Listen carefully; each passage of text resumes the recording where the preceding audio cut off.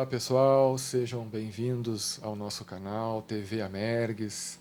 Nós estamos aqui hoje para um bate-papo, para uma conversa com um colega muito querido que participa aqui da nossa associação, que é o Emanuel Burque dos Santos.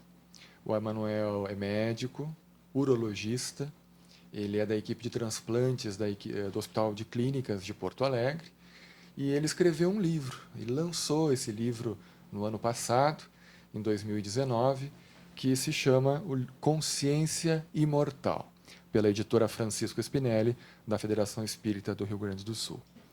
E esse é um livro diferente, né, Emanuel? Porque é um livro que dialoga assim, com a academia de uma maneira muito clara, né? Ele traz argumentos, posicionamentos dentro de um linguajar capaz de dialogar com a filosofia, com a ciência, com a medicina, sobre vários fenômenos não explicados pela ciência convencional, né? Então eu queria que tu nos contasse aí como é que foi a ideia de escrever esse livro, como é que surgiu na tua cabeça isso, né? De trazer essas questões da mente, da consciência, e nos contar um pouquinho da história do livro. Tá certo, Paulo. Então, muito obrigado. Olá, queridos telespectadores também. Agradeço a oportunidade que a Merck está nos dando para falar sobre esse livro, que na verdade trata do que a gente chama de evidências negligenciadas, né? É uma compilação de uma série de evidências que como não estão no chamado mainstream acadêmico, né, no ponto de vista ainda aceito pela academia de uma maneira ordinária e não extraordinária, acabam não são vinculadas às vezes da maneira como deveria ser nas publicações revisadas por pares. Como a gente vai ver, né, a partir da conversa que teremos, isso não é bem assim, né? Tem várias obras que embasam essa estão, na verdade, em revistas indexadas, revisadas por pares, né? Então ele trata justamente desse triplo aspecto, né, que é o tripé de sustentação da doutrina espírita, né? Que a doutrina espírita tem seus aspectos filosóficos, aspectos científicos, inclusive experimentais, né, e o aspecto religioso, né, no sentido de religere, de religar, né, nesse sentido de uma espiritualidade dissociada de rituais, de cultos, de hierarquia eclesiástica, e etc. Né? Então, esse livro justamente tenta resgatar esse diálogo com a academia, que já foi tentado várias vezes ao longo da história, isso não é nenhuma novidade, esse é um assunto que recorre sempre, né? Mas os obstáculos são sempre mais decorrentes até do orgulho, né? Da empáfia, muitas vezes que está associada a um intelecto pretensamente superior. Né? Então, como a gente vê a mensagem de Jesus, por exemplo, a mensagem de Jesus teve que usar, então, na época em que ela foi vinculada, símbolos, né? Ou parábolas, historietas, baseadas, então, no mundo em que ele vivia na época, em que ele viveu na época onde trouxe aquela mensagem. E justamente para conseguir atingir algo que pelo intelecto ainda não era possível, a compreensão total. E o Espiritismo ele vem justamente resgatar aqueles de nós que estávamos então perdidos nessa intelectualidade toda, vazia muitas vezes de propósito, fazendo com que nós fôssemos resgatados desse entendimento através da razão. Não é à toa que Kardec diz que a fé inabalável é aquela que pode encarar a razão frente a frente em qualquer época da humanidade. É verdade. Eu imagino que na tua época de faculdade de medicina, quando tu começou a estudar, era muito mais raro se ver um debate ou a gente ter acesso a conhecimentos que façam essa conexão, né? Quando eu li esse livro, me vinha sempre à mente a ideia do jovem médico de hoje em dia, né, do estudante de medicina, podendo ter acesso já a um caminho que tem sido trilhado pelos pioneiros, né, dos tempos modernos aí, desconstruindo certas imagens muito próprias do século XX, em que não havia espaço para a espiritualidade na ciência, né? Como é que tu vê essa questão no teu livro?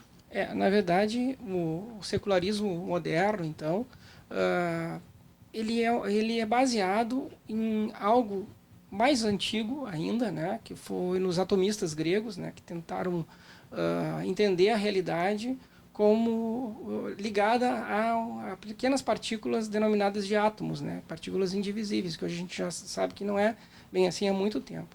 E isso deu origem às doutrinas materialistas naquela época, né, na época dos gregos. Tanto é assim que quando Paulo esteve, então, não Paulo Rogério, Paulo de Tarso, né, esteve em Atenas, né, achando que lá encontraria acolhida para as ideias apresentadas por Jesus, né, na divulgação do Evangelho, justamente por ser a terra de Sócrates, de Platão, né, que são os precursores da ideia do cristianismo e do espiritismo.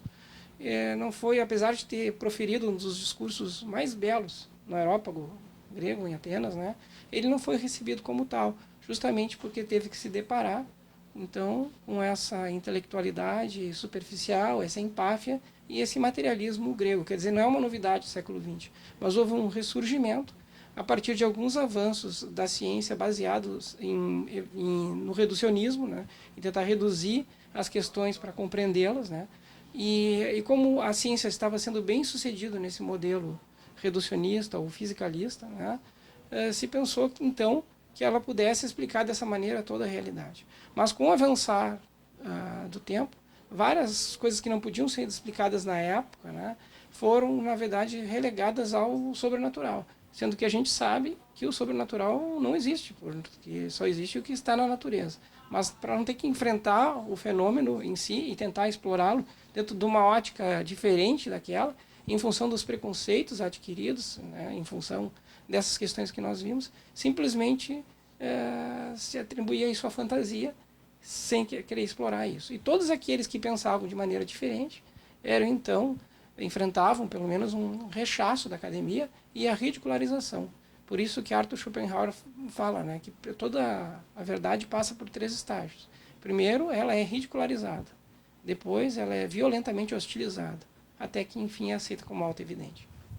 Muito bem. E nesse processo desse último ano, em que depois que o livro foi lançado, como é que tu sentiu a receptividade entre colegas, onde tu circula, onde tu trabalha, no meio espírita? Como é que tem sido, na tua opinião, a recepção do livro?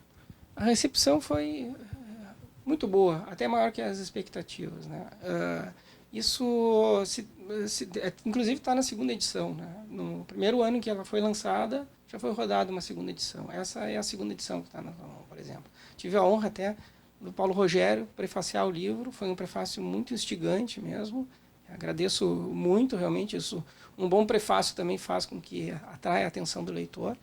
E justamente como ele se destina a um público que vai além das paredes do centro espírita, né? Ele tenta fazer esse contato com o público não espírita. Ele despertou pela maneira pela qual foi construído, então, né, a inspiração para construir esse livro foi justamente a partir de aspectos que são desconhecidos da filosofia, né? Como conceitos que são confundidos, por exemplo, com ciência, como o de cientificismo, como que o materialismo, por exemplo, pode explicar a realidade última, não sendo uma tese metafísica, mas um fato já provado empiricamente, o que não é verdade, como a gente aborda nos capítulos iniciais dessa obra.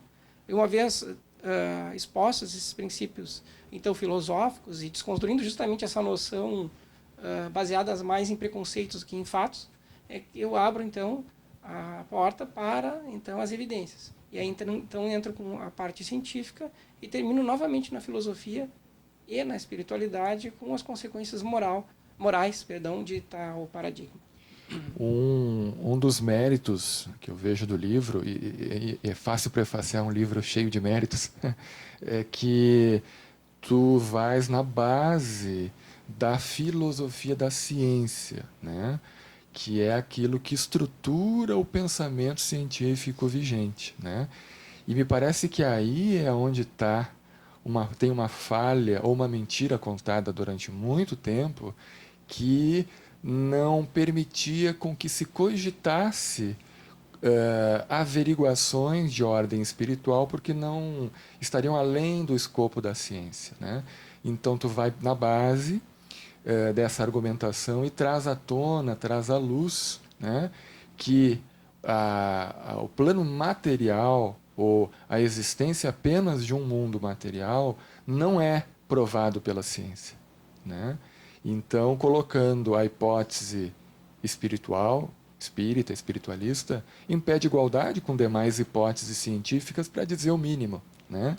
E tu trazes elementos que são negligenciados pela ciência, né? Que não se enquadram numa explicação convencional, como as questões de experiência de quase-morte, a própria compreensão da mente, né? Os casos descritos e pesquisados de reencarnação, né? Então, comenta um pouquinho sobre esses elementos importantes, assim, pontuais, né? Isso nos relembra a história da roupa nova do rei, não é? Justamente, então, o rei querendo a roupa mais bonita que poderia usar para impressionar a corte, em função do orgulho, né?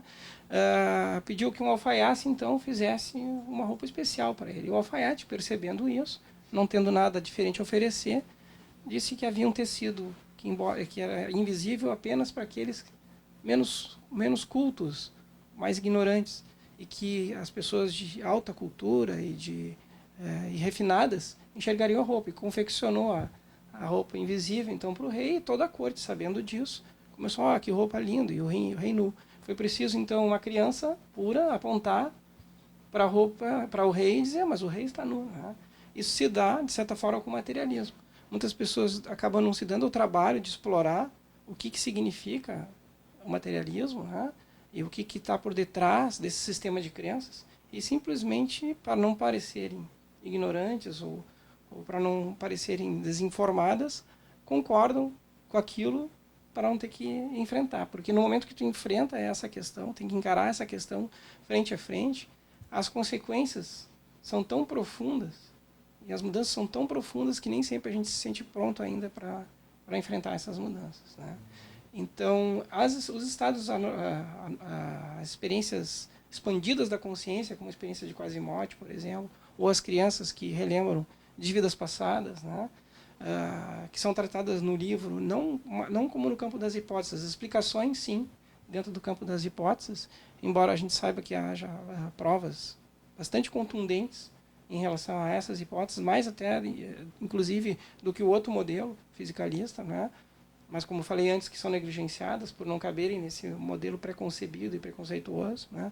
Essas experiências, elas vêm a mostrar como o cérebro e a mente se relacionam de uma maneira muito difícil de entender, sobretudo em conceitos como qualia dentro da consciência, né? Do modelo, então, reducionista à matéria, né? Esse assunto ele é, então, abordado a partir da filosofia, como você disse, né? Mas a gente consegue, sim, compilar uma série de artigos que foram publicados e de livros também, e que se for juntar todos os tijolinhos aí, ou todas as peças desse quebra-cabeça, a gente consegue construir sim um modelo bastante robusto. A gente está falando de alguns assuntos complicados, profundos, né? Mas é importante dizer para o nosso amigo que acompanha no canal que o livro ele é de fácil leitura, né? Ele tanto atinge aqueles que querem se aprofundar nesse tema, mas ele não é hermético para quem não é iniciado nesse linguajar, e ele faculta uma leitura que, sobretudo para o espírita, né, que embasa bastante o seu conhecimento, né? Então ele é útil para aqueles que querem aprender, né, essa nova visão, mas também para aqueles que já têm uma visão espiritual da vida, né? E a gente estava conversando aqui antes de começar o vídeo, parece que vem coisa nova por aí, né? O que tu estás pensando? Exatamente, a ideia é continuar, porque esse livro, na verdade, apesar da complexidade do início, ele é um livro introdutório, em que eu chego às razões do título, né, Consciência Imortal, sobre a imortalidade, então, da consciência e da mente, diferente daquela, não da estrutura egóica propriamente dita, que é ligada ao cérebro, que é espaço-temporal, obviamente, né? Mas da mente como algo fora do espaço-tempo, né? Então, a mente fora do espaço-tempo, ou chamada mente não local, ela não tem a limitação da velocidade da luz, que é a limitação dentro do espaço-tempo. Então, desse livro ainda eu falo dos aspectos físicos, né? que não teriam entendimento dentro desse modelo fisicalista se a gente considerar a mente como dentro do mundo material, né? Mas a mente além desse mundo, né? a mente como criadora da matéria, o universo mais como um grande pensamento do que como uma máquina, né? Nesse sentido, então, que eu consigo chegar até o conceito de consciência, ou vários conceitos de consciência. E a partir desse conceito que eu chego no final desse livro, eu deixo em aberto, então, uma estrada a ser percorrida, né? Sobre o aprofundamento na noção do espírito imortal, da consciência, do eu profundo. E a ideia do próximo trabalho que está sendo construído é justamente, então, bom, apresentei a introdução filosófica, mostrei por que isso aí não é uma viagem pseudocientífica ou pseudociência, né? Porque o fato de ser considerado muitas vezes o espiritismo como pseudociência se baseia num pressuposto já equivocado, né? Contraído lá no início, né? Em que diz que tudo que não pertence à natureza não é científico, porque a ciência explora o mundo natural, né? Mas considera, portanto, primeiro, antes disso, que a mente era uma secreção do cérebro, né? Um epifenômeno das redes neurais, né? Mas quem disse que a consciência é um epifenômeno das redes neurais? Isso não passa de um pressuposto, só de uma hipótese também, né? Uma crença. Então, numa né? crença, né? Um sistema de crenças, inclusive uma ideologia se formou a partir do sistema de crenças. Então, no momento que a gente volta um pouco mais e percebe que isso é um sistema de crenças também, e que então que a outra hipótese possível, a hipótese idealista ou mesmo a hipótese dualista, né? Que a gente, o modelo, perdão, mais do que hipótese, o modelo idealista, eles sim podem ser explorados cientificamente, porque eles pertencem ao mundo natural também, ao mundo dessas ideias, não é? E isso é muito antigo, né? Isso não é uma coisa nova. Platão fala no mito da caverna, por exemplo, né?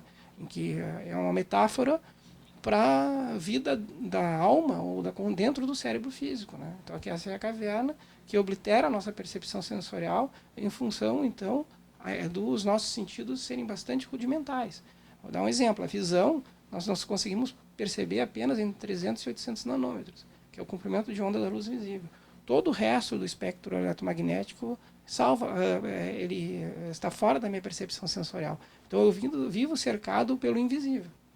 Eu não consigo enxergar ultravioleta, infravermelho, radiação cósmica, radiação X, etc., ondas de rádio, né, radiofrequência, e assim sucessivamente, né, microondas, enfim.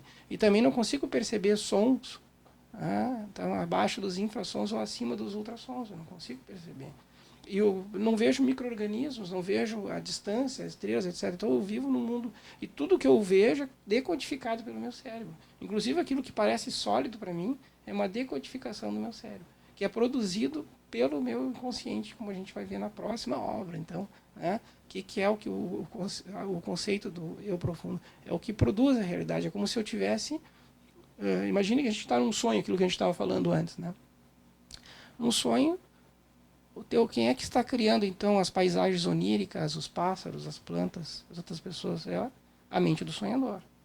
Então a mente do sonhador, ela cria toda essa estrutura do sonho, e no momento que ela cria uma forma de pensamento humana para se comunicar, essa forma de pensamento humano está na mente do sonhador também, só que ela é livre e ela fala como quiser. E é isso que funciona também no nosso, quando a gente está na vigília. É o eu profundo que cria a realidade, sonho da realidade, e tudo está criado. Eu estou na tua mente, eu sou parte da tua criação mental. Mas quando eu desperto para isso, eu sou capaz de dizer, eu estou em ti, tu está em mim. E esse despertar é que o Cristo teve, por isso que ele diz que está em nós. Porque ele percorreu, e esse é ele, a figura mental, né? É aquela criada pelo meu eu profundo para me apontar o caminho desse despertar. E mais do que isso, além de ele estar desperto, ele está iluminado. Por quê? O que é essa iluminação? Porque ele me aponta como eu chegar no meu eu profundo, porque ele trilhou esse caminho. E enquanto eu não trilhar esse caminho, eu dependo então de toda a informação que vem do meu subconsciente, que é justamente a presença de Deus em mim, que me acompanha onde eu vou. Como está no Salmo 139, por exemplo. Sabe, quando eu me sento, como levanto, quando viajo, quando descanso. E ainda que eu tome as asas da alvorada e migre para o outro lado do oceano, ainda assim ele estará comigo. Mesmo que eu crie luz ou escuridão ao meu redor, ainda assim ele estará comigo. Porque para ele não há diferença entre luz e escuridão. Ele vai adiante de mim e me segue. E me observou quando eu estava sendo tecido no ventre da minha mãe. E eu posso dizer assim, prova-me, mostra-me se há algo em mim que te ofende. Então eu tenho que encarar essa sombra para poder crescer e perceber que eu estou no grande sonho de Deus. E esse sonho, que o sonhador sou eu mesmo. Então, os avatares, como Cristo, como Buda, se perceberam, estão despertos e sabem que estão em mim.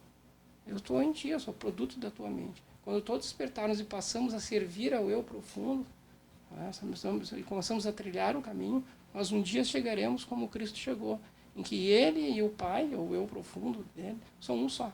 Então, ele não precisa mais da fé. Porque o que é a fé? A fé eu tenho que confiar que o meu subconsciente, que o Deus em mim, está me dando a instrução certa, eu seguir. Ele não precisa mais, porque ele se torna consciente de tudo.